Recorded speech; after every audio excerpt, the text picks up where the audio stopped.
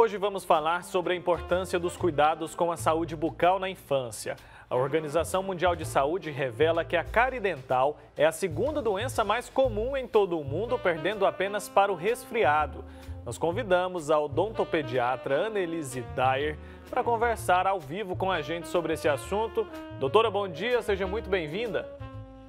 Bom dia a todos, é um prazer estar aqui, uma satisfação e obrigada aí pela oportunidade de tentar contribuir aí com um tema tão relevante. Pois é, doutor. Então quer dizer que a cárie está entre os problemas mais comuns entre as crianças quando a gente fala sobre a saúde bucal?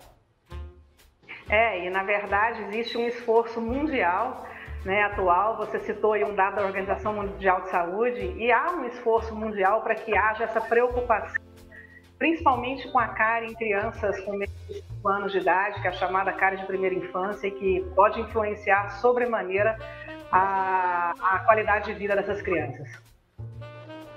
Oi, doutora, bom dia para a senhora. Queria que você explicasse um pouquinho sobre essa questão da cárie na primeira infância, né? A gente sabe que a criança ali tem uns dentinhos de leite, muita gente pensa que não tem problema porque eles não são permanentes, então se der uma cáriezinha ali, não teria problema, né? Não é bem assim, né, doutor? O que pode acontecer aí com uma criança com a cárie no dentinho de leite mesmo?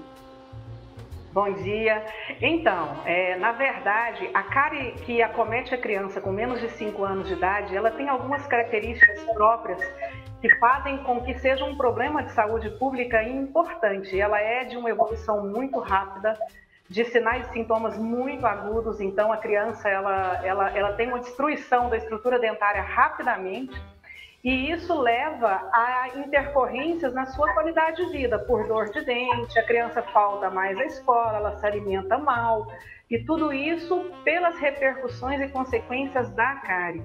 Então não é porque é dente de leite que não é um problema importante para a vida da criança. Então deixar uma criança com cárie nessa faixa etária, principalmente, que é muito novinha, antes dos 5 anos, que são dentes de leite, vão ter repercussões importantes e essas crianças devem ser assistidas. Tá certo, doutor. Então quer dizer que esse cuidado para evitar as cáries tem que começar ali, logo no surgimento do primeiro dentinho ou até antes? Se possível, até antes. Orientação demais é sempre bom, né? Então, há uma orientação até da nossa própria Sociedade Brasileira de Odontopediatria, que segue os guidelines internacionais, de que essa orientação ela possa ser antecipada. Então, se for possível antecipar até na fase em que a mãe está ainda gestante, quais são as orientações que devem ser feitas, ótimo. Mas a diretriz nos fala que toda criança deveria ir a um especialista ou a um dentista que saiba lidar com a criança após a erupção do primeiro dente ou pelo menos no primeiro ano de vida, para que possa estar recebendo essas orientações. Tá certo, então. Boa dica, doutora. E o que é feito nessa primeira consulta? É uma avaliação? Quais são as principais orientações passadas ali? Porque no momento a orientação é para os pais, né? Porque é tão pequenininha essa criança, né? Exatamente. A primeira consulta, ela é uma consulta que tem o objetivo de informar, né? O principal objetivo é a informação. Então, esses pais vão ser orientados não só em relação à cárie, mas todas as possibilidades de intercorrências que possam acontecer na boca durante essa infância. Então, para isso vai ser feito um exame minucioso que avalia também o crescimento e desenvolvimento da criança, o crescimento e desenvolvimento dos dentes, das arcadas, e avalia outros eventuais problemas que possam acontecer na boca. E assim que essa criança tem dente, vai ser orientada em relação à escovação, em relação a essa higienização, como que se faz, quantas vezes por dia, em relação à alimentação da criança, que é super importante também. Então, é uma consulta que visa essas orientações de forma profissional e de forma mais bem indicada e individualizada para cada paciente. Certo, doutora. Eu ouvi dizer, até um especialista, ele comentava que oferecer a água, sem ser água mineral, essa água mesmo da rede de tratamento, essa água com cloro, isso pode ser positivo para as crianças. Isso pode evitar o surgimento de cáries. Isso é verdade? Explique isso melhor para a gente. Então, a introdução, na verdade, não é nem a água em si, mas a questão da água ser fluoretada, né? A introdução do flúor no Brasil, da fluoretação das águas no Brasil, é um marco histórico de redução significativa de prevalência de cárie em crianças e em adultos, mas sobretudo em crianças. Então, utilizar água que contenha flúor, né, na proporção correta, você está, sim, usando uma vertente que possa contribuir com a prevenção de cárie. Mas, falando em relação ao flúor, além da água, o mais importante hoje, que é aquilo que é dito dentro das nossas diretrizes também de instituição, e aquilo que a gente ensina também para os nossos alunos de graduação e pós-graduação, é que nós falamos para os pais, quando você introduz a escovação na criança, junto com ela, você vai introduzir a pasta dental com flúor. O flúor presente na pasta dental ou no dentifrício e presente na água de abastecimento, eles são parâmetros importantes e fatores indispensáveis na prevenção da cárie na infância. Certo. Doutora, vamos lá então com mais dicas aqui para as mamães, aí, avós, enfim, cuidadores, conseguirem fazer essa prevenção da forma correta, né? Eu acho que a maior preocupação, eu sou mãe da Maria, que tem 1 aninho e 1 mês, ela tem já 8 dentinhos, 4 em cima, 4 embaixo.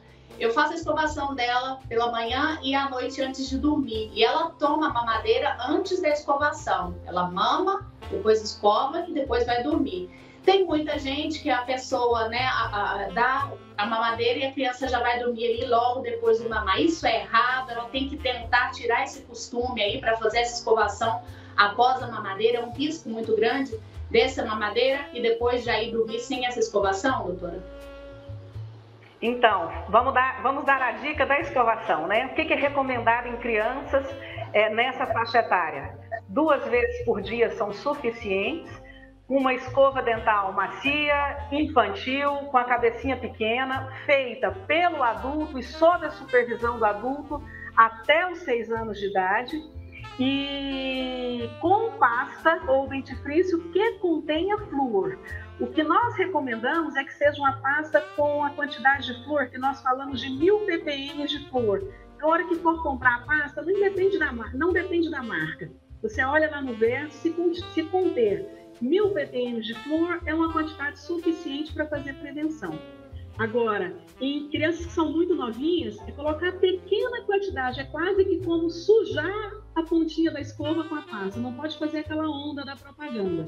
Então coloca só um pouquinho, faz sob supervisão e escova. O ideal é que essa escovação da noite ela seja após refeição, né? Independente de qual refeição aconteça. Mas também as mães não precisam ficar com uma preocupação super de que isso vai estar aumentando o risco de cárie do bebê se ela não conseguir escovar depois da mamadeira.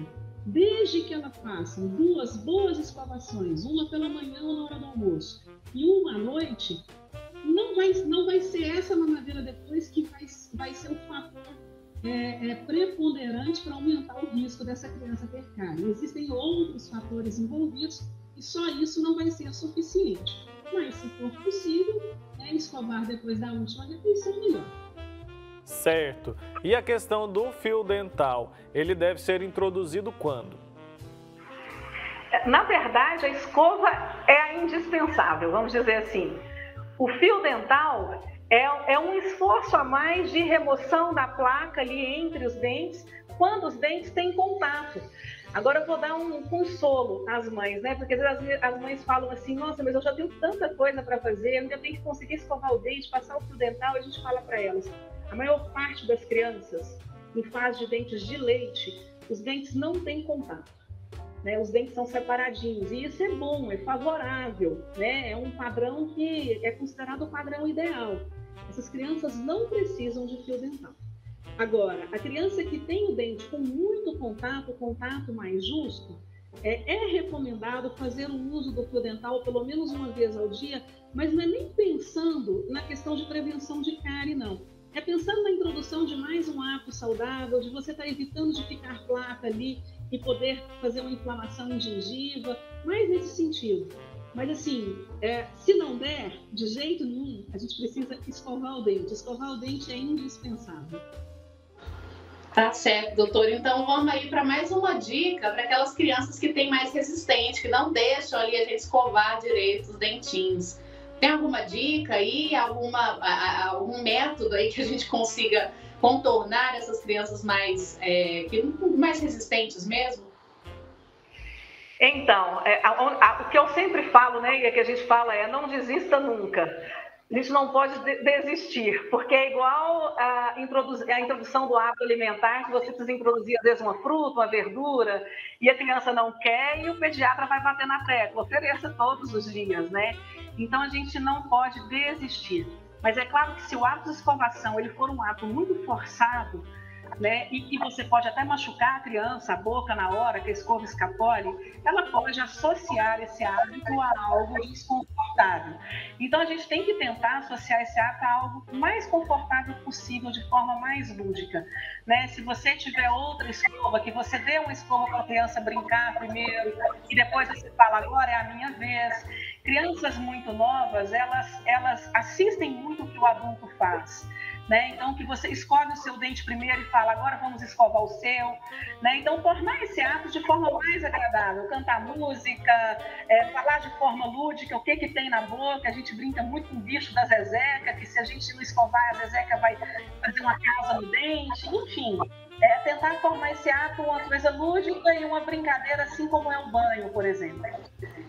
Certo, tem que ser criativo ali nesse momento, né, doutora?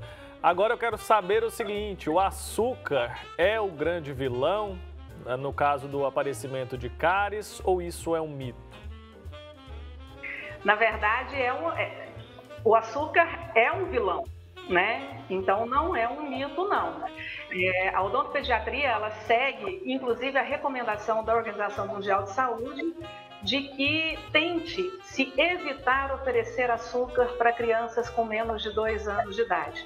E isso não é pensando só na cárie, né? Pensando do ponto de vista de saúde em geral. É claro que a Organização Mundial de Saúde ela deu essa diretriz pensando na obesidade infantil e em outros problemas que o açúcar traz, mas também em relação à cárie dentária. Então, o açúcar, ele é um problema. Agora, ele não é o único problema, né? Então, a gente costuma falar que a gente tem que evitar não só usar o açúcar, mas incentivar as crianças a comerem alimentos saudáveis.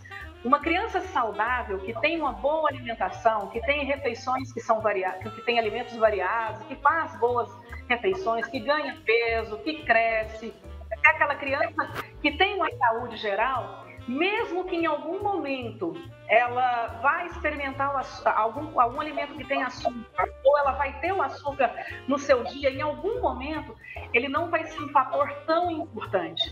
Agora, ele é um vilão em relação à cárie, né? Se nós pensarmos, sim, ele é um vilão. Certo, doutora, a gente falou muito em relação à cárie, né? O que provoca, a prevenção, enfim. Quais outros problemas que podem acontecer aí na infância? O que os pais devem estar atentos ali, além da escovação, dessa prevenção para a cárie? Tá, eu vou considerar a infância crianças em fase de dente de leite antes dos 6 anos de idade, tá bom? Então, nessa faixa etária, outro problema que a gente vê muito na criança diz respeito aos traumatismos, né? A criança cai muito e essas quedas elas podem repercutir em sequelas no dente de leite e no dente permanente em desenvolvimento. Todas as vezes que a criança tiver uma queda, é importante você procurar o teu dentista, procurar um profissional que vai te orientar e vai até ver a necessidade de fazer radiografias, de que tipo de acompanhamento que vai ser necessário. Então, o traumatismo é um problema importante nessa idade.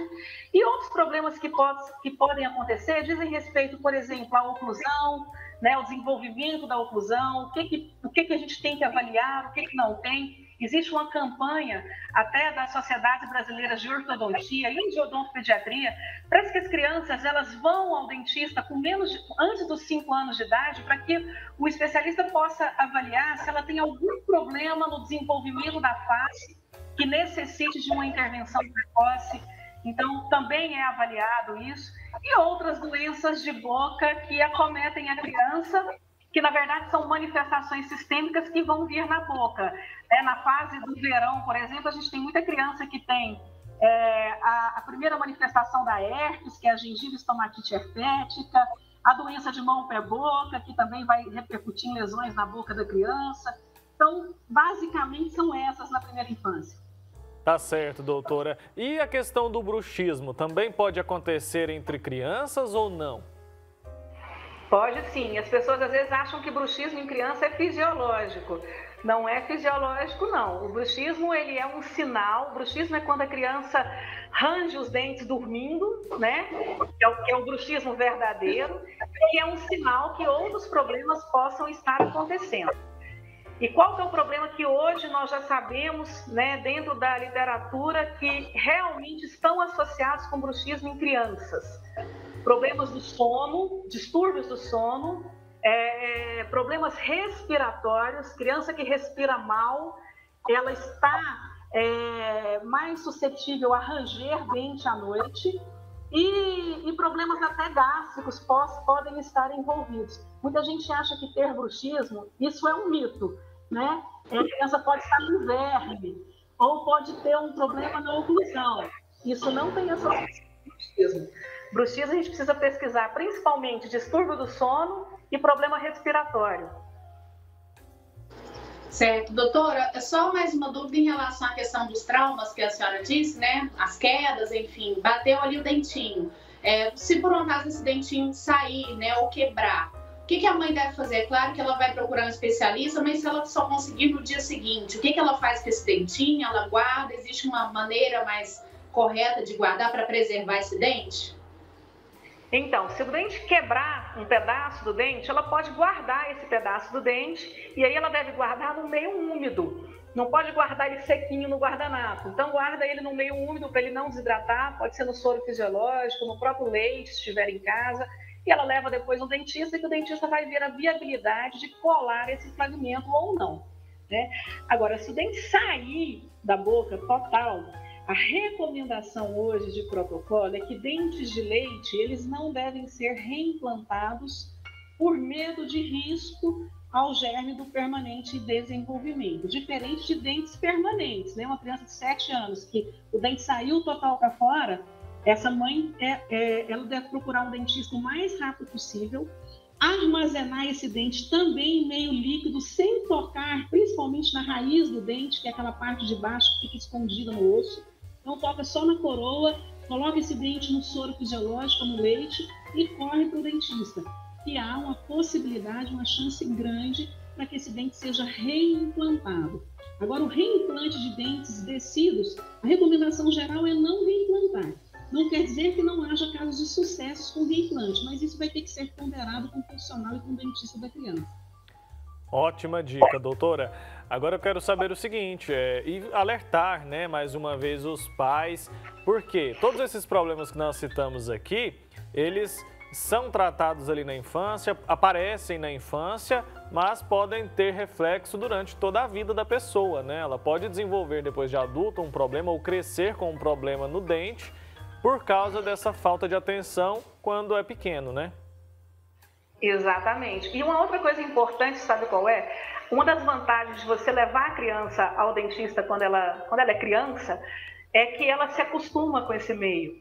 E muitas vezes, se você leva principalmente em um profissional que é especialista, num odontopediatra, que tem uma formação para lidar com essa criança e fazer a prevenção e fazer com que isso seja um atendimento mais confortável, essa criança começa a crescer não tendo tanta ansiedade odontológica e tanto medo do dentista, né? É muito comum e há uma prevalência alta no Brasil de adultos ansiosos para odontologia, né? Que tem medo de dentista. E muitas vezes isso aconteceu porque eles não tiveram uma experiência agradável na primeira vez que eles foram, ou que eles tardaram aí e que geraram essa ansiedade no adulto. Então, essa também é uma vantagem. Então, além de ir ao dentista desde novo, você está acompanhando a criança em todo o desenvolvimento dela e evitando que ela tenha mais problemas futuros, você está tornando a odontologia uma rotina mais próxima dessa criança, sem que ela cresça uma criança com medo e com ansiedade do dentista. Tá certo. Por último, né, para a gente finalizar nossa conversa, eu só queria saber o seguinte: é verdade que alguns medicamentos, como antibióticos, por exemplo, podem prejudicar a saúde bucal das crianças? Essas crianças que fazem uso de medicamentos dessa maneira, elas precisam ter uma atenção redobrada? Então, os antibióticos, eles já foram considerados o vilão maior de cárie, né? Quantas mães, às vezes, chegam pra gente, chegam ainda e falam, meu filho tem cárie porque ele tomou muito antibiótico na infância. E, na verdade, não há associação do uso de antibióticos com o aumento da prevalência de cárie em crianças. O que acontece é que algumas medicações, e menos antibiótico, normalmente são esses xaropes, né? Xaropes para tosse, xaropes para expectorantes. Algumas medicações, elas contêm açúcar. Então, precisa ficar atento a medicações que contêm açúcar para incorporar isso como uma entrada do açúcar na rotina da criança. E aí precisa ficar mais atento para escovar o dente melhor, né? Para ter uma atenção melhor a isso. Mas a culpa não é do antibiótico, a culpa é mais do açúcar contido nos xaropes. Tá certo, doutora Annelise, muito obrigado, viu, pelo seu tempo aqui. Até uma próxima oportunidade. Eu que agradeço, parabenizo vocês aí pelo quadro, que é super importante na saúde, em todas as áreas da saúde, né, que contribuem para que as pessoas possam saber o que está acontecendo. E foi um prazer estar com vocês. Obrigada aí pela oportunidade de tentar contribuir.